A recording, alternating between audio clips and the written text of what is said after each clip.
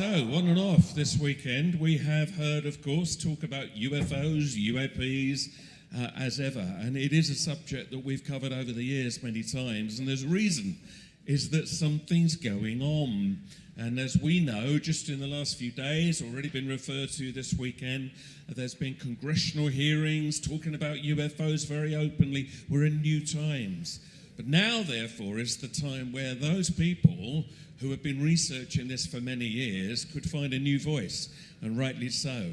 And Bart Uytterhaegen, he is somebody who has been working with this for many years, not only UFOs, but also crop circles. And we're going to hear today his views on this, and I'm really excited to hear this because day by day, news is coming out that is changing the world around us. So please, a big hand for Bart Uytterhaegen. Thank you.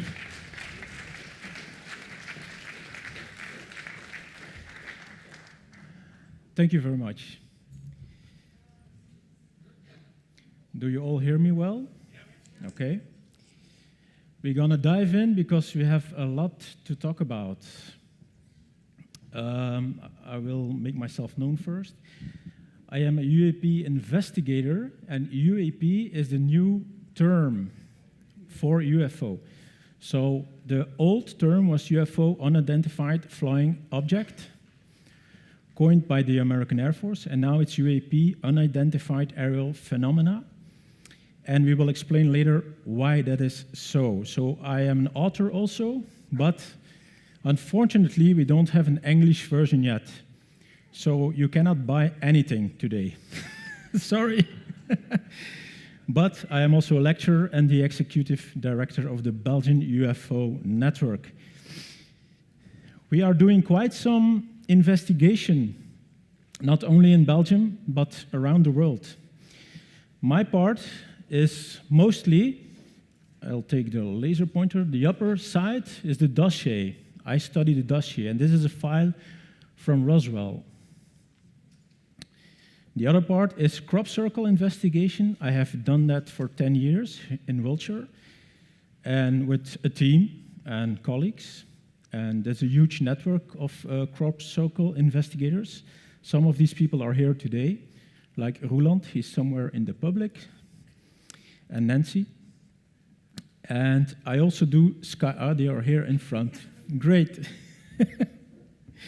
And I also do Skywatch investigation. Skywatch investigation is actually making contact with something out of this earth. And that is possible. Through these 3 parts of investigation, I got international recognition, mostly by ex-officials, United States Air Force, and Ministry of Defense. You all know Nick Pope, I presume, who done the UFO desk here in England from 1991 to 1994. So he's the real Fox Mulder. Okay? We have also the American UAP experts around the world. I will take this slide here. Yes, this is Peniston. I will talk about his dossier more in detail later in the slides. He is from the United States Air Force. And then we have, of course, Nick Pope, and we work on a weekly basis to get a grip on this dossier, because it's huge, people. It's very huge, and there are lots of ins and outs to it. I am from Belgium, thus seeing that I sort of represent that country in the UFO studies, I want to talk a little bit about our own dossier, the Belgian UFO wave. And this is actually a very large study in the overall UAP or UFO study. The 29th of November in 1989, we had this incident here in the east of Belgium, in Eupen, and 2 officers from the gendarmerie at that time, that's a military branch of the Belgian government, Heinrich Nicol and Hubert von Montigny saw a huge black triangle flying over their police car at night. And they followed it for about an hour. The black triangle was 100 feet in length. So it was huge, and it was really, they could spot it really easy. Of course, if you are an officer of the gendarmerie, you have to call dispatch if something is out of the ordinary. So they did. They got Albert Kreutz on the line, and that was the dispatch office. And Kreutz thought Santa Claus was landing. He was making jokes about it. And the officer said, no, it's really true. There's a huge black unknown triangle here, and we need to report it. That's our job. So Albert Kreutz noted it. He made the report. And afterwards, good for us, for the investigators, he saw the black triangle out of his own office window. So that was great. So these are trained observers. This is not an easy case. The officers followed the black triangle for 1 hour, that was this one, and it came into the lake Gilep, not in the lake, but above the lake. It hovered above the lake. And there they saw these laser points coming out of it, and a red sphere coming out of it, and the sphere was like observing or scanning something on the lake. To make matters worse, a second UAP came over the trees towards their position. At that point, the officers were really scared, and that's normal, because it's an unknown craft. The last craft was at 6:45 p.m. at night. A little bit later, to the north of Eupen, we have another incident at Kelmis, a little village, a little town, Kelmis. And there we have Officer Dieter Pullmans and his colleague who saw this huge triangle hovering, again the same triangle hovering over the town. Again, the red sphere came out of it to observe the town. It flew around, then it came back in the center. This is a view of the bottom that they saw very clearly. So the red sphere came in here, and then they saw these lights going into one big light. So the triangle disappeared, and the large light just flew away at an instantaneous acceleration.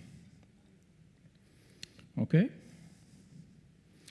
So these officers were really flabbergasted. They didn't know what this was. Again, I say these are trained observers. Now we move forward to a second part of the Belgian UFO wave. This is very interesting. We have NATO radar confirmation. This is something that is very important for ufologists and officials who study the UFO cases. 2 F-16s were scrambled at this point because an unknown blip was taking place on radar.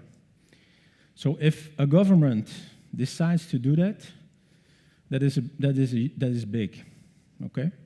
So 2 F-16s were scrambled to intercept an unknown craft. And they tried, but they didn't succeed, of course. I tell you why. These F-16s want a lock-on. What is a lock-on? They want to have their telemetry on the ship. They want to have, they want to capture the unknown so that they can measure things, altitude and stuff. Every time they did that, they had the lock-on, the ship broke away. Break lock, that's what it's called. So what really happened? The ship went from 7,000 feet. This is all, the pilots have declared this, okay? It went from 7,000 feet to 10,000 feet in a few seconds. Then it came down in 5 seconds to almost ground level, 500 feet. There is no conventional aircraft that we know of that can perform such feats. That is impossible to us. And another interesting thing was they have established this from the ground. It reached hypersonic velocity. That means it exceeds the speed of sound, but there was no sonic boom detected from ground level. And normally you have 1 or 2 sonic booms. You all know when an F-16 flies over your house, you hear the booming sound. It was not present, so that is strange. Again, these are trained observers. So this dossier, we cannot move it, wipe it under the carpet, so to speak. It is impossible. Now let's take a look at facts. The Belgian UFO wave, there is irrefutable evidence. Why? 20,000 pages of witness reports. They all saw the same thing. 400 hours sound recordings, tapes, recorded by professionals. 2,000 testimonials, whereof 1,000 from reliable sources, such as the officers of the gendarmerie. There is radar confirmation by trained observers, and we speak of NATO, so NATO is a very big issue in the UFO files. If you have NATO tracking things, it's important.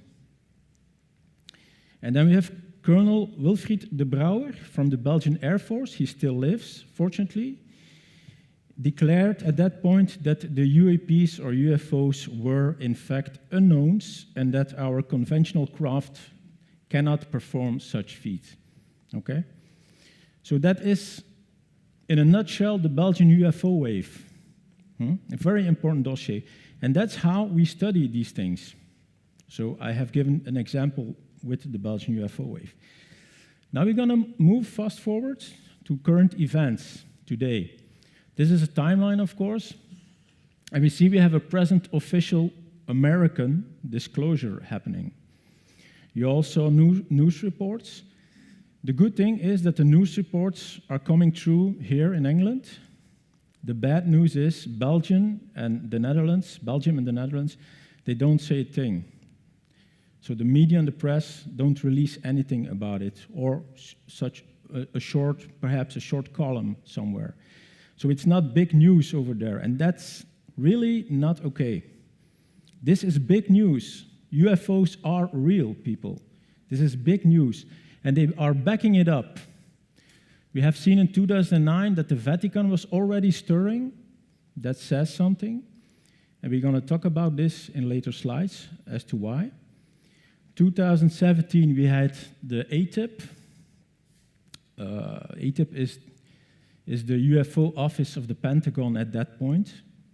But it came to light that they were studying UFOs. That's an important issue. Because 17 years prior, everybody was in denial. UFOs didn't exist. All of a sudden, in 2017, we have a New York Times press release that the Pentagon is actually studying UFOs. Further on, we see here 3 videos were released, and the Pentagon in 2020 have declared that they are real. They are real. There's real footage of UFOs, and it reached the news that the Pentagon said it is from their archives. We have then a second department created, and in 2021, we have the Office of National Investigation giving out a report to the Senate and to Congress in America. This means that the Pentagon and their official UFO channels or departments have to give a report to Congress and Senate every year. We never saw that before, so that is big. There was a third department created, and you see the tension rising here. Why 3 departments that study UFOs after each other? Huh? Then in 2023, ODNI gave out a second report to Congress, the Office of National Investigation, of Intelligence. And then there was the first congressional hearing was in 2022, and the second was a little bit later. So what does that mean, congressional hearings? It means there is an ongoing investigation, and the taxpayers are getting results. They know where the money is going now. Before that, and we will see that in a minute, the UFO studies were always done with black operations, SAPs, special access programs. Nobody knew about it. So this is a big thing. And then we had the NASA public hearing, and now we have a US air officer, it's actually a whistleblower, David Grush, who comes to the stand and declares that they have downed craft and bodies, alien bodies. So this is huge, and it is backed up by Tim Burchett, a congressional representative. So this is really something, it's big, and more is coming, I assure you.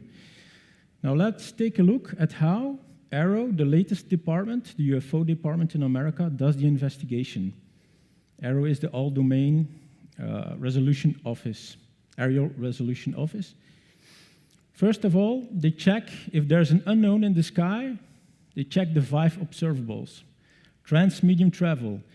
Is the craft capable of flying through air, water, and space without friction or without... it is possible for the craft to just fly through it. So that is very important. Normally, our airplanes cannot do that. There's always some friction or some pushback. Is there hypersonic velocity without signature? That's what I was talking about in the Belgian UFO wave. There is no sonic boom. The craft exceeds the speed of sound without sonic boom. That's not normal for our physics.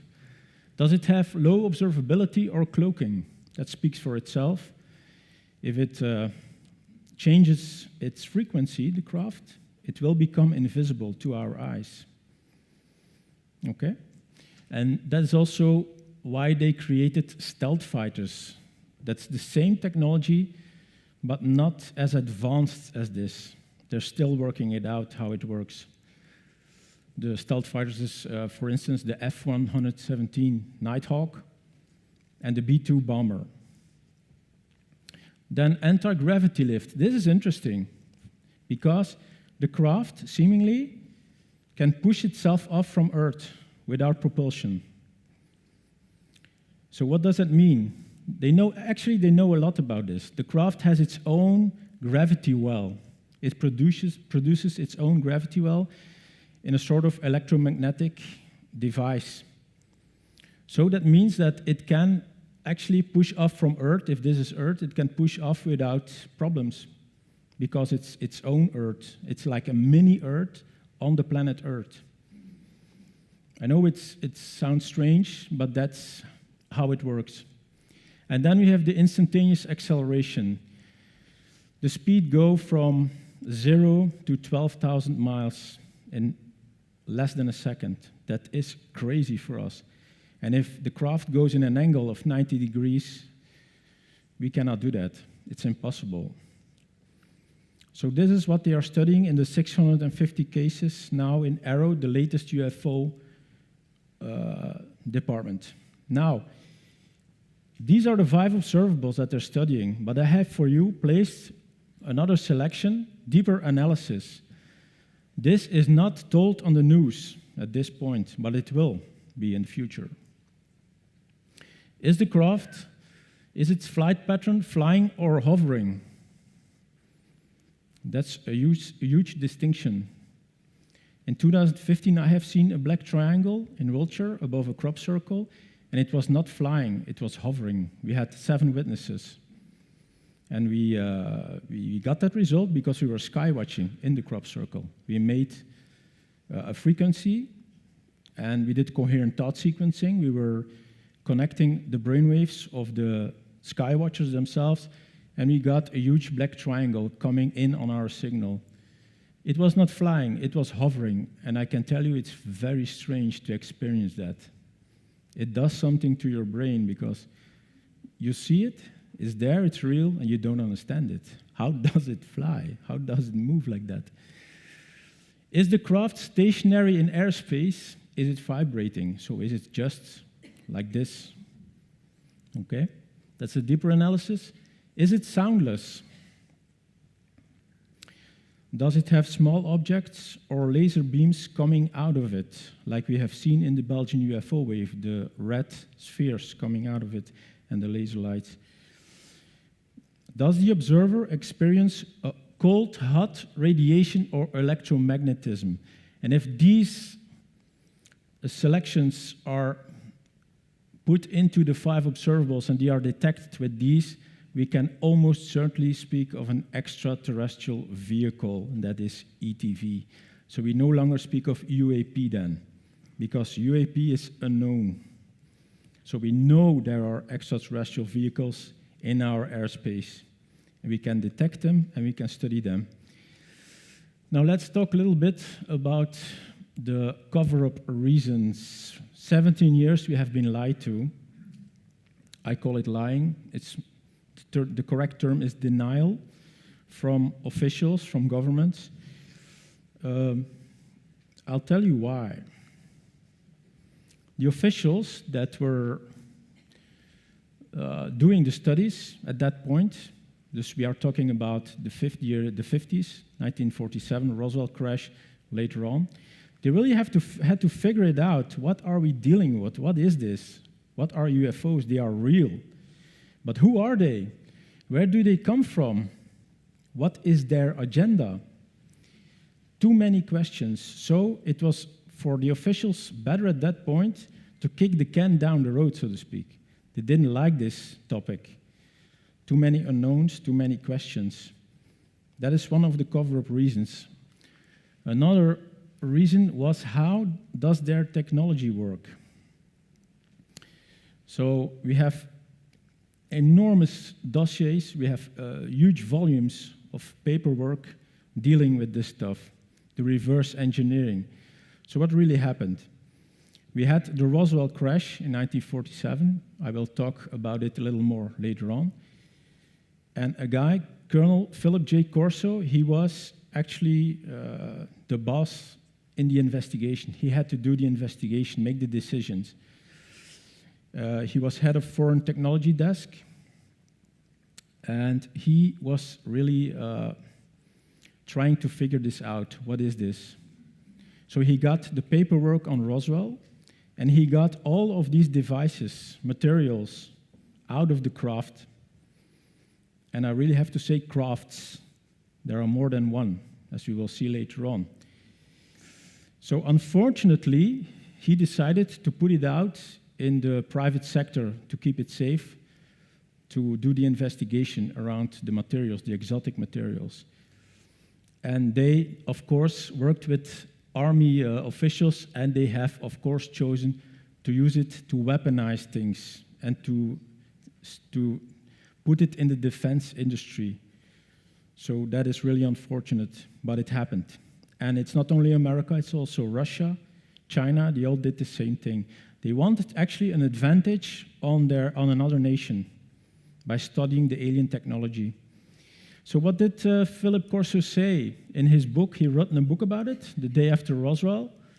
He said they have integrated chips. We found integrated chips in the ship. We found fiber optics, laser technology that was really not present at that time. So that was all new, exotic material. And we have stealth fighter technology, LO technology. So these things are in development now, but there are way more things that are coming that are not in development now, not in our industry. He made a statement, Philip J. Corso, when the truth of alien intervention in our planet's affairs and our ongoing contact with an alien culture is finally revealed, it won't be frightening, even though it will be a shock. What he is talking about, that is now happening. We are now in that phase, the disclosure phase. And the disclosure phase is about putting away the stigmata around UFOs. That's the first thing. And then standardizing the procedures of trained observers, pilots, and military personnel. So when they see it, they can declare it. That is the phase where we are in now at this moment. So he was right. Then another cover-up reason is, of course, the religions and their misinterpretations concerning UFOs, of course. So what do we have?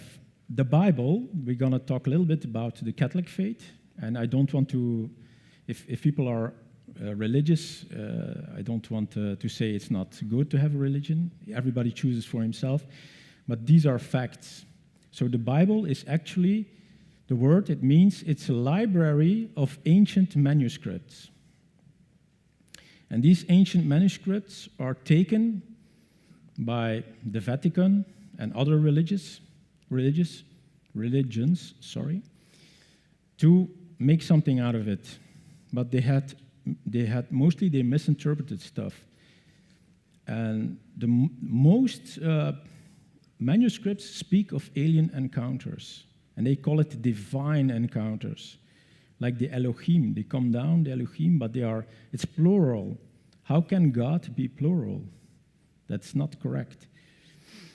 So at this point, and I have shown you before, in 2009, the Vatican was stirring about these things. They knew the disclosure was coming, and they wanted to change their story. Okay? Change their story. It's very interesting. That means they were wrong, and they also lied. And one of the Vatican priests who works at NASA also wrote a book about it. Would you baptize an extraterrestrial? And he is named Guy Consolmagno. I will talk about Guy in another slide. Now, what does the Vatican officials say? Very soon the nations will look to aliens for their salvation. That's a Vatican astronomer. It's again Guy Consolmagno. Then we have Tanzali Niti, a professor of the Vatican University. He said, there's information coming from another world, and once it is confirmed, it is going to require a rereading of the gospel as we know it. Okay? They're changing the story all of a sudden, because they know the disclosure is coming. And then Malachi Martin said, the Vatican knows what's happening in space, what's coming is big. These were all printed in the Vatican newspaper, okay? I'm not making this up. These were all printed, so it's very important to follow this. Now let's take a look to the stories of the Bible, the fantastic fairy tales that they make of it. The Star of Bethlehem, they say it's a star that moves, but a star cannot move. So is it an extraterrestrial vehicle? We believe it is. Then we have the Ark of Noah. You know all these animals, from a female and a male going into the ark to prepare for the deluge. That's really insane. That's not possible even. What if it is like this? What if we're talking about DNA samples going into a craft, and after the deluge, they can replant it on Earth? What if we are talking about this? Is this a misinterpretation of the Vatican, that little fairy tale here? So, the Vatican have their own UFO study, and a lot of money goes into it, I assure you. They have a Vatican Astronomers Observatory at Arizona. The Large Utility Camera Integral Field for Extragalactic Research. Now, what do they have? They have infrared telescope operated by Jesuits. Guy Consolmagno works there, the priest where I was talking about, who also works for NASA. So the infrared telescope, the VAT, he sees further than the Hubble, who's in space. Just to give you an example how much money and investigation went into this. So the Vatican takes UFOs very seriously. They have the most accurate radio telescope ever built, and the world's most advanced telescope system. What are they doing there? The investigator Tom Horn and Chris Putman have been there, and they have inquired about things. They have talked to the priests over there. And the report says the Vatican astronomers are searching for extrasolar planets. That's NASA, the job of NASA, actually, but okay. And they are searching for advanced alien intelligence. High-level astronomers speak with ease about UFOs and UAPs there. They just speak about it, no problem. The Vatican scholars believe Jesus is a star child. That's what they said. Jesus is a star child of an alien race The virgin birth was in reality an abduction scenario in which Mary was impregnated artificially by extraterrestrials, giving birth to the hybrid Jesus. This is what the Vatican officials say, okay? And on top of that, this observatory was built at Star Base, and that's a holy mountain, Mount Graham it's called, the mountain, of the Indians there, the local Indian tribes. So the Vatican has taken that away from them and built their own observatory on a holy place. So that means something. Now, the Vatican Curia, that's the government of the Vatican, says ETs are already interacting with Earth, and Vatican leaders are aware of it. And this was said by Monsieur Corrado Balducci. Okay, now we're going, I know it's a lot, people, I'm sorry, it's a lot of information, but I'm trying my best to give it all to you, that you can, I know it has to sink in, but it's important, these things. The following is the conventional science. The cover-up, there was a reason for the cover-up, because conventional science made huge mistakes in certain things. Archaeologists, scholars, historians. And actually the military in America, they did all these investigations, like the pyramids, Giza. They did all the investigations again, but with engineers, not with historians only and not with archaeologists. And that is very important. Now, conventional science makes us believe that the pyramids at Egypt were built with slaves. They were built with limited tools, hammers and chisels. So you can imagine these tools to create this. That's what they want you to believe. That's actually in our history books, and they teach it to children. It was built in 20 years, 4,007 years ago, the Stone Age. So what is actually built then with these primitive tools? This is, the pyramid at Gizeh is 42 floors high. That's a huge building. It is they have stacked or built 2.3 million stones on top of each other with hammers and chisels. They have completed the construction with mathematical precision. So they placed these stones inside with mathematical precision that baffles engineers today. There are straight, narrow passages in the pyramids, miraculously built without any torches to make light.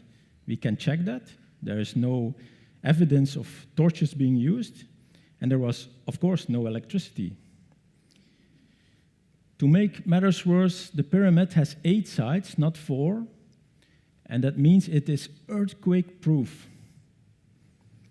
And these things are built all over the place, all over the world, even at the bottom of the sea, under the North Pole ice, Bosnia, everywhere. And the ground where it is built upon, that in itself is miraculous. With these tools, they have leveled 6 football fields. So even now, engineers ask these questions, how is this possible? So conventional science says, this guy has built this, and it goes even further.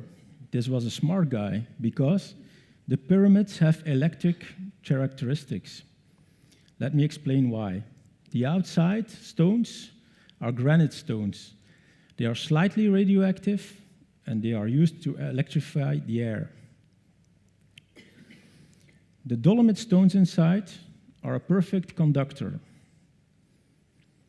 The white Tor limestone used to build the pyramid, used in building the pyramid, is an electrical isolator. And the stones are not cemented, but melted on each other. You cannot put a banking card in between them, not even a paper. They're built on a power place. You know the Lee-line grid? They're built on a special place like the Holy Mountain of the Indians in Arizona. And they are aligned to the north. So that is what conventional science teaches us. And then we have this problem. The pyramids at Egypt resemble the pyramids at Teotihuacan in Mexico. And they mimic the Orion's belt. So this Stone Age guy was really something, if he has knowledge of these things. The latitude of the pyramid at Gizeh, the biggest one, the number of the latitude is the same as light speed. That is really strange, baffling strange. So conventional science, that's the reason why there was a cover-up of UFOs, because this thing is not built with chisels and hammers. This is built with anti-gravity, and huge knowledge of mathematical precisions and stuff. So either way, or the UFOs, the aliens, have built it for us, or they have taught us how to build it. But it was not by slaves. It was not built by slaves. Then I think that's the latest one, for the cover-up reasons, you have the UAP problem, sorry. So the military had huge problems with UFOs, and that's why they covered it up. The first one was, we do not control our airspace, not by far. These things come in and out, they do what they want, and they are the boss. They break lock, like I told you in the Belgian UFO wave. They descend, accelerate, do whatever they like in our airspace, and we can do nothing about it. So that's a problem for officials, because their job is to protect national security and stuff. So they cannot say, oh, there is something in the air, we don't know what it is. That's why they have covered it up for 70 years. Another point is the extraterrestrials observe our proceedings on Earth. They are seen at military bases and nuclear plants, and the military is really annoyed by it at some point. The first example of this is the Chernobyl nuclear plant disaster in 1986, of course in the Soviet Union. And follow me on this one. There was an explosion in reactor 4. These are all details. The reactor technicians report an extraterrestrial vehicle at 4:15 a.m. hovering above the plant. That is during the disaster. The radiation drops at that point from 3,000 to 800 milliroentgen. That's stunning, completely stunning that this happened. Hundreds of witnesses that saw this. It came in the newspaper a few years later, the Ukrainian newspaper Pravda. It was released. So they saw, these reactor technicians really saw something. And the event, there were more UFOs spotted at the plant in 1989 and 1991. So the next is, of course, the Kenneth Arnold sighting in 1947. But what people really don't know is the following. This guy was flying with his airplane, and he saw 9 flying saucers. And he coined the term flying saucer. That's why we use it still, flying saucers. But what most people don't know, and that is in the official files, he spotted it above the Hanford nuclear facility, the first plutonium production facility. That's an important fact. That is why the military wanted to keep this silent. Okay? The extraterrestrials are really interested in our nuclear plants and in our military bases that have nukes. Okay? I'll explain in a minute.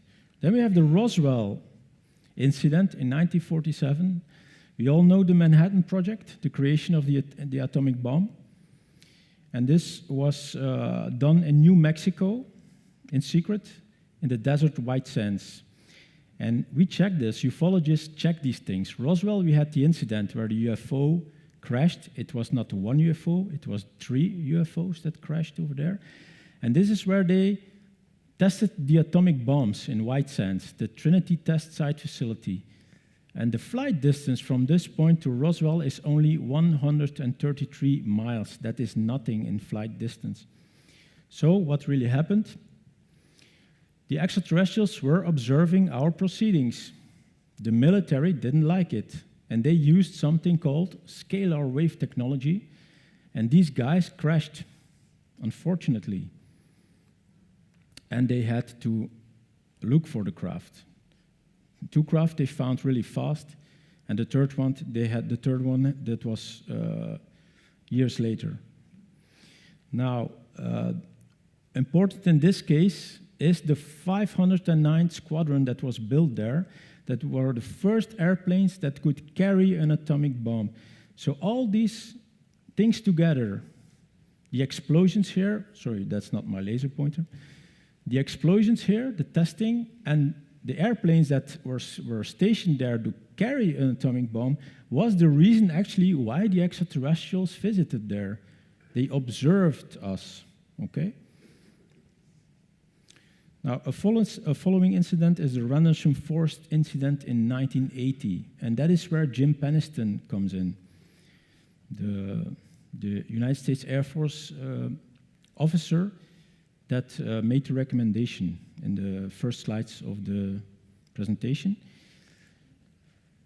How many people know about the Rendlesham Forest incident? I think a lot. Yeah, great. So I don't have to tell much about it, because it's in England, of course, in Suffolk. And we have 2 bases. We have Woodbridge, RAF, and Bentwaters, RAF. So in 1980, something happened here in the night. An UAP landed in the forest. And Jim Peniston and John Burris were ordered to investigate it. Jim Peniston went to the craft. This was a craft. He touched it, and he saw these hieroglyphs coming onto the craft. Now, very important in this situation, again, is why it is covered up. And I'll come to this in a minute. First, I have to explain the second incident. 2 days later, Colonel Charles Halt was at a party, a military party, and an officer ran in, and he said, "The UFOs are back." And he was fed up with it. Halt said, "Now I'm going to look for myself," and that is called boots on the ground investigation. The officer just steps out and goes investigating. So they went into the woods. They saw this red sphere with dripping lights. They saw the radar tower, saw a sphere hanging in front of it, and then we had laser rays on the base. But the laser rays were always on spots where there were hidden nukes. And I say hidden. Why? The English government didn't know about it, only the American government. They were using these bases for the Cold War. Again, the extraterrestrials observed this proceeding, okay? And the last that I'm going to show in this cover-up situation is the Malmstrom Air Force Base incident in 1967 in Montana. And there's this Robert Celeste, the officer, the missile launch officer, he has spoken about it when he was on pension. He said, at one point at night, I got a phone call. He was under the ground where there were 10 silos with nukes. And the officers that were above ground, they reported UFO activity. But the problem was one was descending in front of the gate. And that's serious. So they have to report it. And at that point, so Robert Slusk, he got a phone call about what was happening. And he saw every silo going offline, every 10. And that's a serious issue for national security at that point. They need 24 hours to restart it. So this officer was really panicking at that point. What's happening here? The military never gave, at that point, the military never gave an explanation to him. Never. They just said, be silent about it. We know it's there. Don't talk about it. Now we're coming to the end of the presentation. And the crop circle situation or the crop circle investigation is actually giving a part of the puzzle as to why UFOs are here. And I have done these investigations for over 10 years with a team. This circle is actually not from England, this is from France. I think it was 4 years ago. It's really a beautiful one. Cross, Templar's cross. So I will explain first how do we investigate these things. You have the biophysical anomalies that we check on the field. We just go in the crop circle and we look for things. So we look for germination rate. No, sorry, that is the lab. That I'm going to explain later. We look for elongated nodes, expulsion cavities, vanishing seeds, all that stuff. Like this is an interesting one. The expulsion cavities. This is there is a heat source coming down on the crop field, and the plants react to it. It's an unknown heat source. The plants react to it, and they get all that hot inside that it explodes like a boiling effect. And that's why we see these holes in them. Now, signs of crop circles not being man-made, that's interesting because a lot of people say, wow, they're man-made, it's nothing to it. That's not really what is the truth. If the plants are not broken on the ground and they still live, that is almost impossible to make. So if you use stumper boards and you go into the crop field and you make a crop circle with your stumper board, the plants will die. Or at least you see these white lines on them. So that's what we check. There are no visible lines on the wheat from stumper boards. That's what I was saying. Then you have the lay of the crop. The center swirl is very difficult to make. The center of the circle is, if it's not on a tram line, and I will show for people that don't study crop circles, this is a tram line here, this. So if the center is not on a tram line, then it's also difficult, very difficult to make actually. But what I always asked in the years that I studied crop circles is, where are the police reports of all these vandalists that create these things? Nobody says anything about the police report. The police is asleep in Wiltshire every night. Okay, convenient. Now this is definite proof that crop circles, or a huge percentage of them, are actually not man-made. The Julia said in 1996 at 5:45 p.m. a pilot flew over at the position of Stonehenge and saw nothing. Then 5:30 p.m. a security guard saw nothing. There was nothing unusual in the field. That is reported actually. Then 6 p.m. tourists spot a huge crop circle, and I mean huge. Look at it. This is Stonehenge, people. This is what was formed. I have done a drawing of it because to escape copyrights. Okay. So, but this is actually the size. So tourists spot a huge crop circle, and then it stopped traffic. It appeared in under 20 minutes. And what has appeared?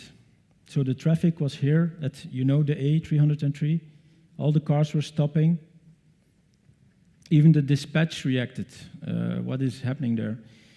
The crop circle appeared out of nowhere in broad daylight, people. Broad daylight. Formed under 20 minutes.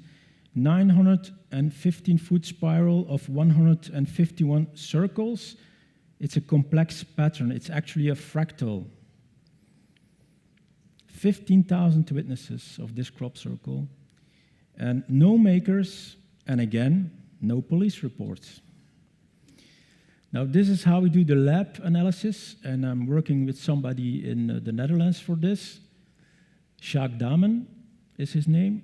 And we gather samples from the center, from the side, the edge, and the check is outside of the circle.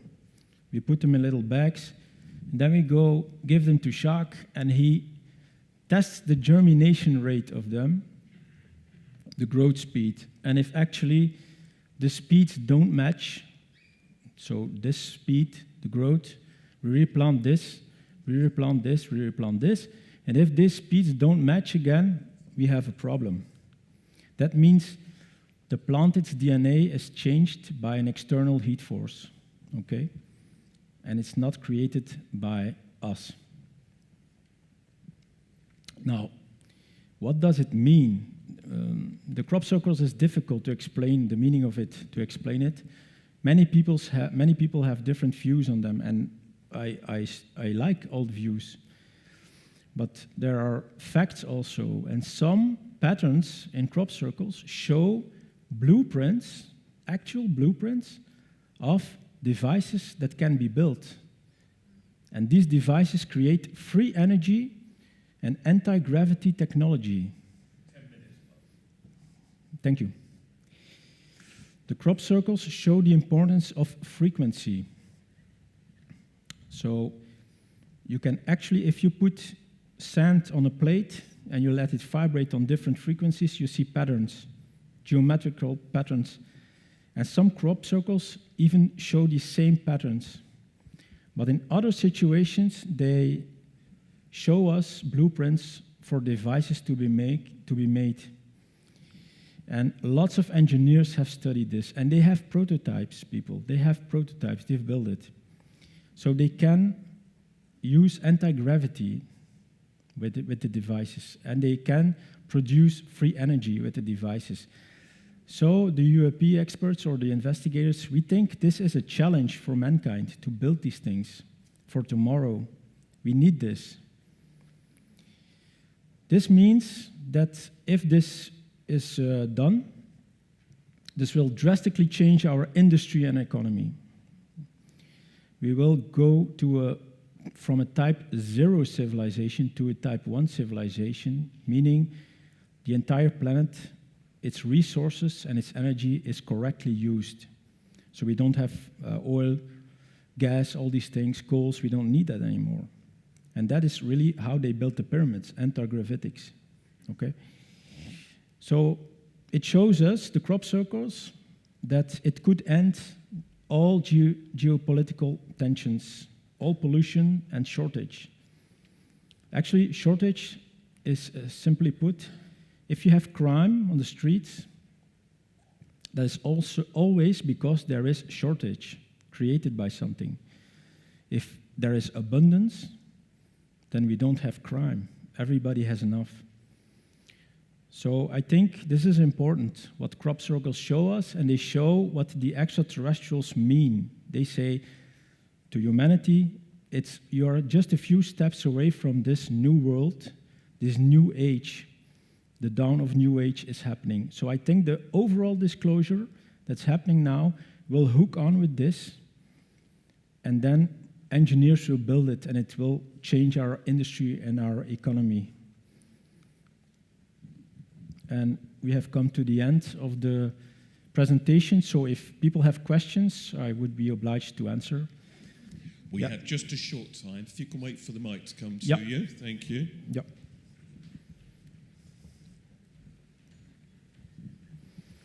Sorry, it's me again. I can't resist to say it's not a question, but Yes. after Roswell, I've been listening to many interesting videos, and one of them was channeling of the American astronaut, and he just said that because of Roswell, that was possible the first flight to the moon, because some of the technology has been used. And for example, some kind of box powering the ship to get there, and also kind of material, foil, which protected the space, the ship, plus the cosmonauts, astronauts' combinations against the zone of radiation. Because this is finished, they can't repeat this. There are no more flights to the moon. And what? Okay, yeah, thank you. Yes. And front. We're fighting. No, Deirdre, you're first. Go. No time to argue. Okay, thank you. Do you have the name of any crop circles? Which ones are the prototypes? I find it absolutely fascinating.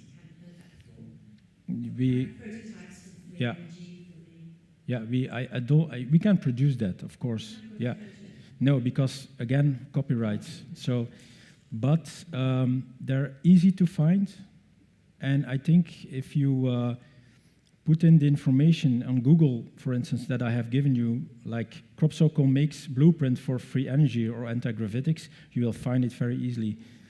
And there's an Italian investigator, unfortunately, I haven't put his name in the slides, who created devices, and he stood on them and he flew with them, so without propulsion. So and they put him out of commission also. And that was years ago, of course, but it happens. Yeah. Yeah. In front here, perhaps 2 or 3 questions, and then we will stop. You have literally 3 minutes. 3 minutes. Okay, we are hearing a lot about the crafts and these blueprints and things, but what about reports of people who say that they've been taken up into crafts? Yeah, that's true. Abduction cases, that's what you're referring to, eh?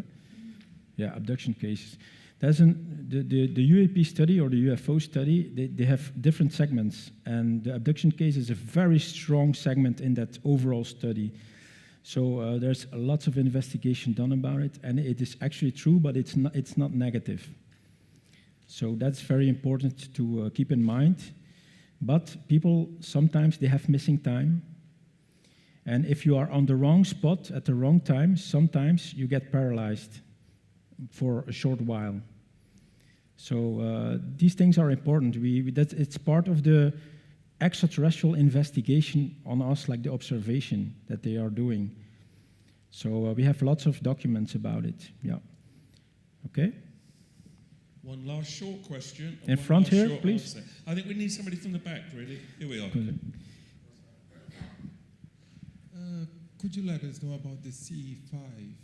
Is it a good experimentation, like they go to the fields and they connect with the EAPs or UFOs? And is it safe to be done? Yeah, it's very safe to do it, but it works in sequences. So if you go to the field and you have some apparatus with you, and you think, I will meditate and I will see a UFO in a few hours, you're wrong.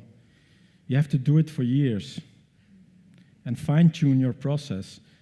And then you will see things. We call that high strangeness. At one point, our walkie-talkies, they were reprogramming themselves during the Skywatch.